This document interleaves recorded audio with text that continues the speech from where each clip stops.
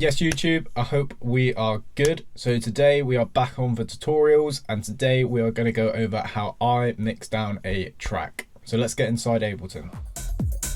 Don't stop. Don't stop. Don't stop.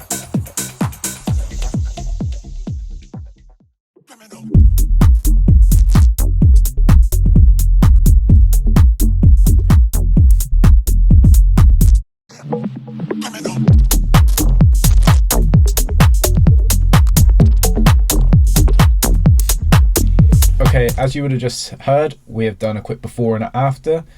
This is one of my own tracks called Annie's OK Criminal Mix. So I made this quite a while ago, and it has seen some recent support from Dennis Cruz, Alicia, and has got the ears of Relo involved.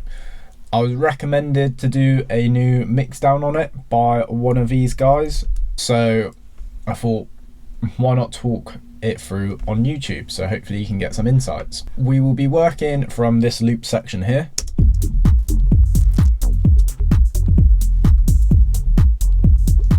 Compared to the bit you just heard, we have just added in some loops, some little texture loops and some top loops just to sort of fill it out.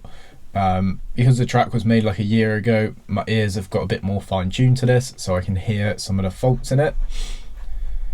But all we're going to do is go through individual channels, and any sort of plugins we're going to delete, and we're going to do it completely from scratch for YouTube. So before you even start mixing, I would do two things. Number one is actually would listen to some music before mixing down. So just spend 10-15 minutes, maybe while you're getting a drink, relaxing, checking your phone on Instagram. Just listen to some music that you're really liking at the moment and you're using as a reference for your own track, just so you can start to analyze and hear how loud the kick is, what type of kick they're using, does it have a big transient, what the clap is doing, is it quiet, is it loud, reverb, delay. Same with the hats, synths, vocals, you name it. Just start analyzing the music and starting to hear what's going on. This is just going to sort of help almost warm up your ears for your own mix down, just sort of get used to the frequencies and stuff like that, and then take some mental notes so then you can project it into your own mix down. Then after that, I'd set up the project, make sure it's all nice and color coded so you can easily see what's going on. Like you can see in my project here, we just have a bit of tidying up to do there. There we go. And we're going to do a few little things on the master chain just to help us out. So we've already got a utility on there, so we're going to leave that on there. We're going to get an EQ, put that on there, and we're going to get a cut or low cut at 100. Now we're going to go Command K. So this is keyboard shortcuts. So for the low cut, we're going to go 1. And then for the utility on the mono, we're going to go 2. So now, when I press 2, the master is now putting it in mono, and I can switch that on and off. And then we've got a low cut as well, going on and off with EQ. This is just to sort of help translate the mix from mono to stereo. It's really important to mix the majority of time in mono. It's going to help you get a better understanding of a back-forth perspective of your mix, and that if the levels are correct, rather than listening to the actual stereo width and field of the track and sort of paying attention to whether it's sitting right in the mix in the stereo field, you're paying more attention to if it's sitting right in the mix altogether. We're also going to have an EQ on here. This is just so I can filter out the bass without affecting the filter I have made on the track during the arrangement. This just means when I'm mixing down the drums, percussion, I don't have to drone my ears out with the bass all the time. I can still hear the bass, I can still hear the kick, so I can still make the right adjustments in level, but my ears aren't just getting fatigued from that low end constantly playing in a loop. Next on my mastering train, I am going to put my Sound ID reference by Sonarworks. If you don't know what Sonarworks is, I'd highly recommend you check it out. To explain completely what it does would take too long, But effectively there is different presets, or you create your own preset with a microphone that tries to create a flat line within your speaker or headphone profile. So if we hop down to my Beyerdynamics, which I've currently got on, you can see this is a flat line to 0, which is what we want when mixing. So the mix translates as well as possible across different systems. You can see here, this is the frequency response curve of the headphone profile itself. So it's just making these boosts and dips to get as close as it possibly can to this flat line. It's about £200, so a little bit expensive, but it is the best thing I have bought for this studio to improve my mix downs, without a doubt. And then finally on the master chain, we've got a limiter. Now, we're only going to sort of bring the threshold down very slightly, just to bring the overall volume of the mix up. So if we check some of our levels already, most of our levels are alright at the moment, and we're peaking at -6, which is what we want for the pre-master. But running it through a good limiter like this Waves L3 Ultra Maximizer, we're starting to get an idea of what it may sound like once it's mastered. And you can always pause your mix down, bring the threshold down, and now you're starting to get a good idea of how it's sounding when it's loud. So we can already hear there's a few textures loud, some hats need cleaning up. So I'd always just keep a limiter on the master chain. And now we're good to go to start mixing. So what we're going to do is we're going to start with the low end. So we're going to turn off all of these channels. So now we are just going to start with the low end. And what I'll do is I'll actually just sit here, listen to the loop for a few seconds,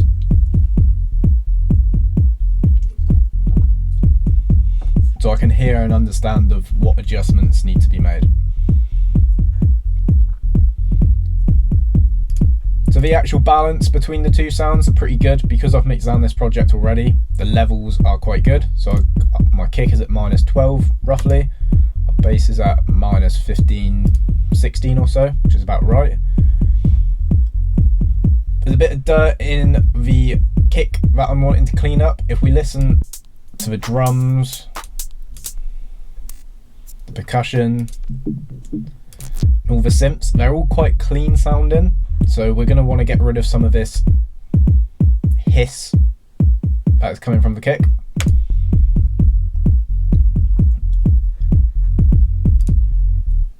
And all we're probably going to do is just clean up that bass a little bit and give it a little bit more power in certain frequencies. So let's start with the kick, turn off the bass so we can hear what we're doing, because the kick is a very important part of the track. So we can see our sample here. So it's quite a short kick, which is going to work nicely with this rolling bass line. So first thing I'm going to do is remove some of this hiss and sort of dump that we can hear within the kick using this iZotope Neutron Free plugin. So within this plugin we have different modules. So we have an EQ, compressors, an exciter, which is effectively just different types of saturation, gate, transient shaper, and what I primarily use it for, which is this sculptor. The sculptor is effectively a dynamic EQ, so it has different presets for different sounds, or different instruments should I say. But if you go down to the percussion ones here, we have kick, and this is what I primarily use this plugin for all the time. Now you can see the flat line there, and now you can see it's knocking away some of these frequencies. Boost in the low, knocking away some of these mids, sort of controlling that high. And we can dial this into our taste.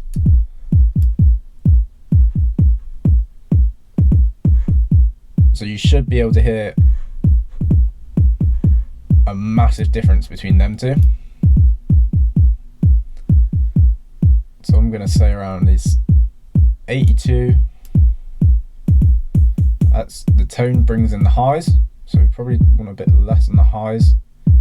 I want it to have this sort of dubby effect throughout the whole track.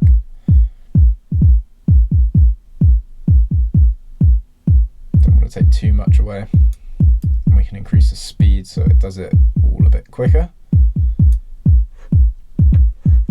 So we have seen a bit of a jump in volume when using the Sculpt preset, but that's okay. We can bring down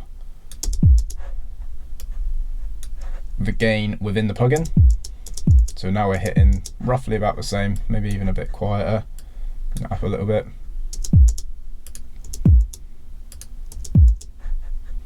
Bring it back down a tiny bit. There. So now this is an A/B. So this is before, after. So we've completely transformed that kick and how it sounds.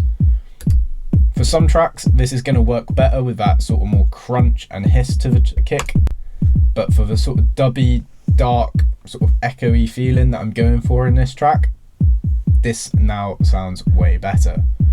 If you don't have access to this plugin to sort of alter your kicks that drastically, then just look for a different sample. You can see here I am using a drum rack, and I have a bunch of my favorite kicks. And you can hear how much variety there is in the kicks. So just look for a different sample if you don't have access to this plugin, but you can rent it from Splice with Ozone, which is another plugin we will be going over, for about £15 a month, I believe. Still staying on the kick. I'm going to listen to what I've done, think, right, how can I make this better? So we've subtracted some frequencies. What we're going to do is we're going to add some back in using a saturator. So I'm using this SSL X saturator. It's quite a bright, colourful saturation unit. So we've taken those frequencies away. Now we're boosting the nice frequencies and boosting the frequencies we've dipped as well slightly within the kick. Again, just gain stage, so we're 10, so we need to bring this down about 2.5 or so. And then finally, we are just going to tidy it up with the FabFilter EQ. So we're getting a low cut at about 25 for the kick. There's a lot of low end and sub going on in this bass, so we can sort of take away sort of the 20 to 30 range of the kick. Let it just be more of a transient. It's still got a lot of low end power, as we can see, but the majority of that sub is going to be coming from the kick. So now we can just have a look for any problematic areas. In my opinion, kick sounds really good. I'm just going through boosting certain frequencies, seeing if anything sort of sticks out that I like the sound of.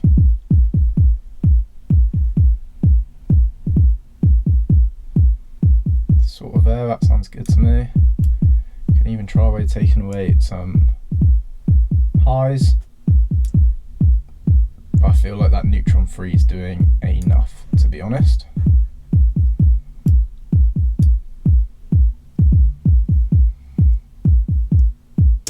Okay, and that is all I would do for the kick. You notice that I haven't used any compression. Main reason being is I can look at the sample here and I can see it's fairly squashed, it's fairly even, so it's probably been pre-compressed before I have purchased it. So there's no need to add more compression on top of this. You'll see this is a common theme I use throughout my tracks, or throughout my mixdown, shall I say, is hardly touching compression. Compression can be really complicated and really easy to overdo. And if you're working with high quality samples like you should be, there's no need to compress, because these people who have made the samples have already compressed, saturated, distort, EQ'd the samples before you've bought them to make them sound as good as possible.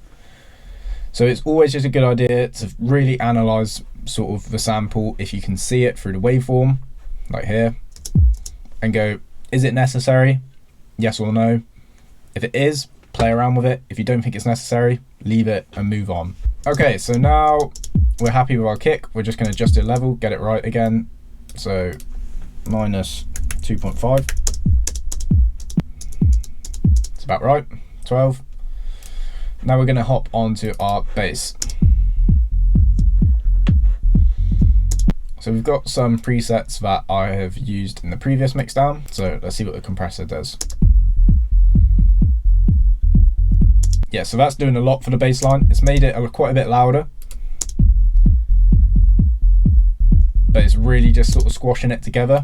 Again, this sort of translates back to what I just said about compression. If I'm using a VST plugin, it hasn't been compressed, it hasn't been saturated. It's still going to sound good because it's a good plugin, but it hasn't been compressed, and you want your bass line to be sort of quite squashed and fat. I don't overdo it because I like dynamics, I like movement in my track, and I like that in my bass line a lot. But for this bass line, this compressor is doing bits. I've just used a preset. You will sort of see throughout that I often am using presets and then just altering parameters of the plugin. Reason being is because, one, it's very time consuming doing it all yourself. Two, a lot of these presets are really good. They're made by engineers which are far better and more experienced than I am. So if you're paying the money for these expensive plugins like this SSL one, then take advantage of the presets on it. Just be aware that sometimes they don't always work, and be aware to always gain stage to actually see if it's making an improvement or if it's just making it louder. So with that being said, we will gain stage this. So let's bring down the gain very slightly. So we want it on -18. So about there.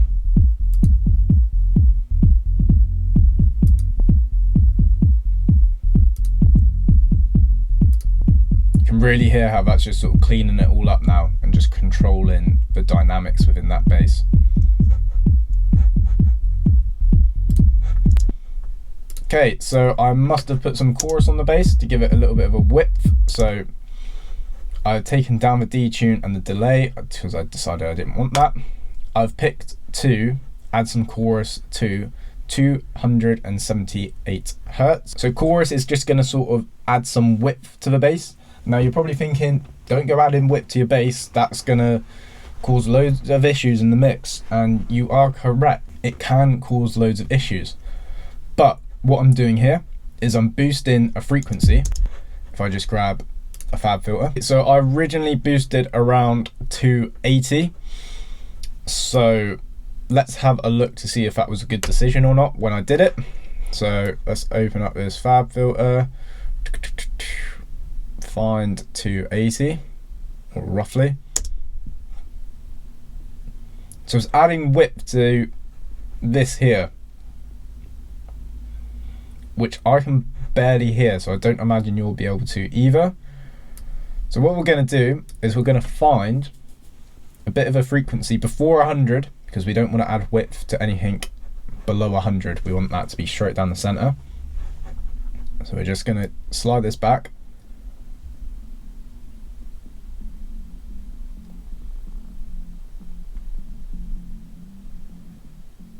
There, so about 160-ish. I can start to hear the tone of the bass line now. So through this frequency bit here. So we move this back down to 160. So now we're adding width to what we can hear here. We're not adding much width, so I'll probably add a little bit more. And if you're on good headphones, you can probably hear that sort of very pushed out on the sides. I personally find when doing this with bass sounds is it can just sort of help bring everything together. If you think your kick, bass, clap, some hats, and everything else starts widening out in the stereo field, when you just add a bit of width to your bass, it just helps everything glue everything together and sound just a bit tighter, and it's just a unique thing that I don't see many people do. So we've done that now, and we're going to cover our back to make sure that we are not boosting anything below 120. So we're not adding any width to anything of 120. We can just add a bit more width using the plugin itself. So that's sounding really nice. Let's get FabFilter back and do some little tricks with this. So we're going to make a low cut. We're going to want to cut at 20, like so. Any of this sort of here, we're not really going to be able to hear, as we just sort of shown when we were playing around with the chorus. So we can just make a little bit of a cut. There you go, 18. And I'm not noticing any harsh sort of frequencies, but what we can do is we can go to this headphone feature in FabFilter. Just listen out for any sort of nasty rumbles or anything that doesn't sound too good. So even the very low end, it's very quiet, but I can still hear each note and the separation between it. There's no sort of clashing. Overall, it sounds really nice, I think. So now we're going to do a little trick to help glue the kick and the bass together. We're actually going to do two tricks now that we're happy with the bass. Is one, we're going to hop back into the kick. We're going to look at for the fundamental of the kick. So just play the kick by itself, hover over the frequencies, and it's going to start showing you problematic and sort of important frequencies here. So we can sort of see that the peak is around sort of 94, maybe just a bit below. So now we're going to hop back into the bass with our FabFilter, make a cue, and we're going to find around about 90 to 80 or 80 to 90, shall I say. So anywhere sort of around here is going to be where that fundamental frequency of the kick was coming through. So we're just going to make a dip. I'm also going to make it a dynamic. So now that cue is only working when it sort of hits a peak and then it's dipping it back down. This is just going to help glue both of these two together really nicely. And then finally, the trick that we're going to do to help glue them both together is making sure the kick is in the right key of the track. So if we go down to the MIDI to see what the key is, F minor. So still here on the keyboard. So let's see what key our kick is in. So we want to grab a tuner.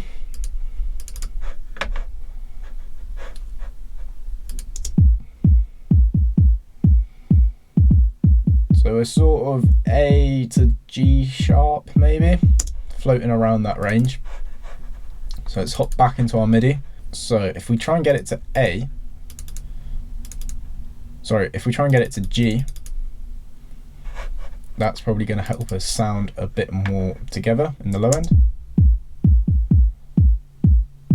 So it's flicking on A quite a bit actually. So I think A was in the key, right? Oh no, so if we go down 1, transpose the kick down 1, that should probably do us. See, so now we're sort of hitting G, A, a little bit of G sharp.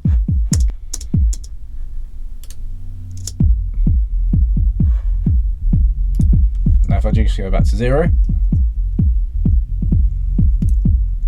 -1,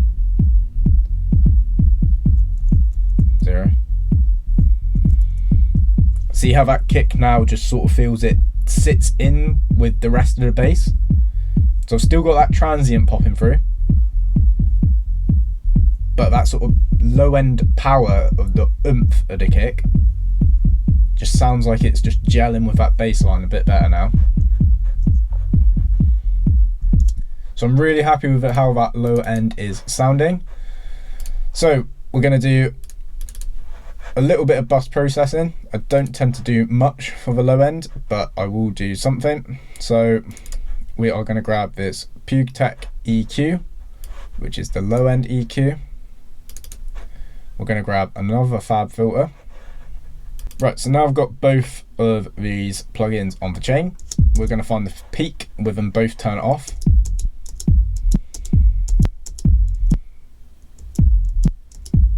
So around 9ish. So we're going to turn them on. And we're just going to listen to the low end itself and look at the frequency spectrum and go, right, what can I boost using this EQ here?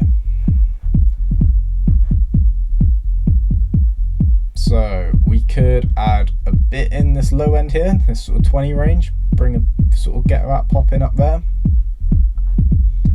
Within the high, we don't want to boost too much, anything above 2 really, it's probably unnecessary.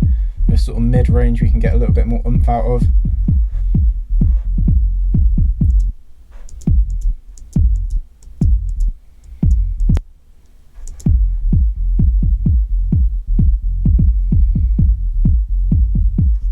So I'm going to pick around about 20. I'm going to boost only 3, and I'm going to attenuate the same amount. So we're boosting with this EQ, then attenuating it as well, so it's not overdoing it. You can already hear that it's just adding more oomph and power. And then frequency, I don't want to boost anything above 3 at all, so I'm just going to use it to add some character. So again, we're just going to pick 3 and attenuate it by 3. Check levels, so we're at -6, so -7, so we're at -9, so we need to bring it down about 2.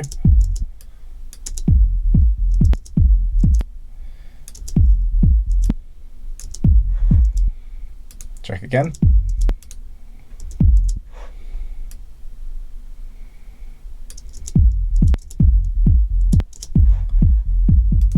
And just A/B it. You can hear the warmth that's adding to it now. And that's what this plugin is really good for, is adding some sort of texture, crunch, warmth.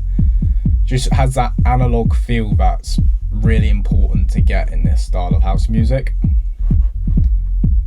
So with the EQ, we're not going to do anything too fancy. We are just going to get a low cut when my fab filter decides to work, because it is a crack. Don't do what I do, be better than me. And again, we're just going to have a look around, see if anything can be boosted. All sounds really good to me, to be honest. We're going to just do a little trick I've learned to control this sort of sub frequency. So we're going to add a cue point here.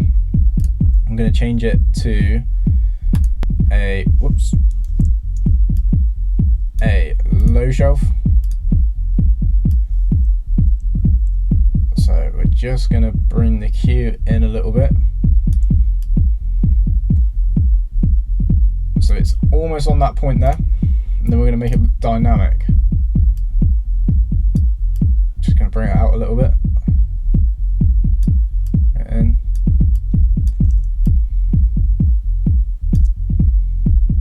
there. That's what I'm trying to achieve. So you see this line here, where the yellow line is? See how it's now dynamically dipping, or sort of pushing that low end in? We really want to just sort of control this sub, because if it gets too powerful, it can just ruin the whole track.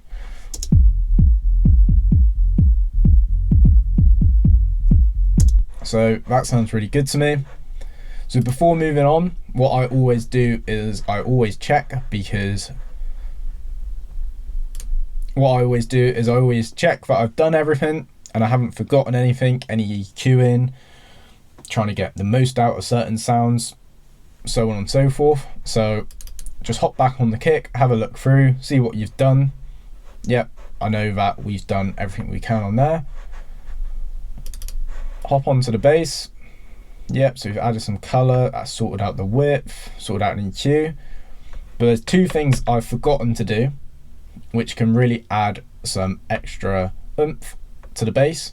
So one is R bass. So if you don't have R bass, it is a really good bass plugin. And what you can do is you can pick a specific frequency and it will just sort of add some drive and, as it says, intensity to that frequency. So we're going to load up the EQ again.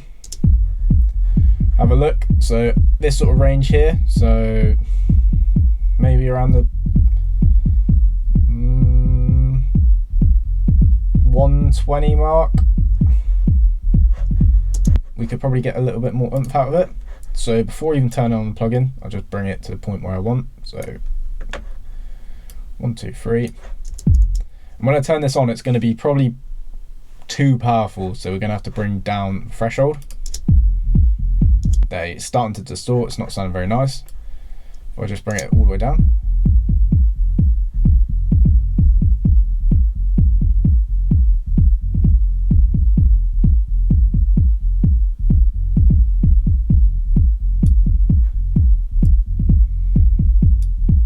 So 120 mark.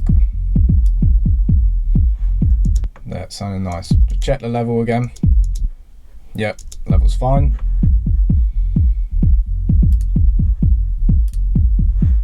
So there, so by checking over the work that I've already done, I can see I forgot that, which has added quite a lot to the bass in my opinion.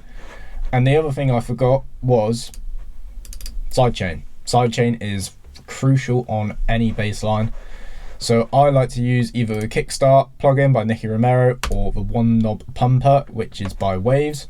I quite like the One Knob Pumper. It's quite intense, but it works very well for what I'm trying to achieve. So if you solo it and I bring it all the way down, you can hear what it's doing. It's ducking out the way on the quarter note. And I'd always make sure to do this in the mix.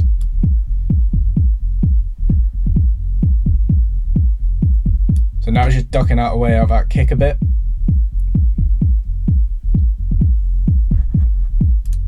So now it's sort of got that almost pumping feeling which we want. So it's whoomp, whoomp, whoomp, out the way of the kick. Right, and that is pretty much all I do for the low end. So now let's move on to the drums.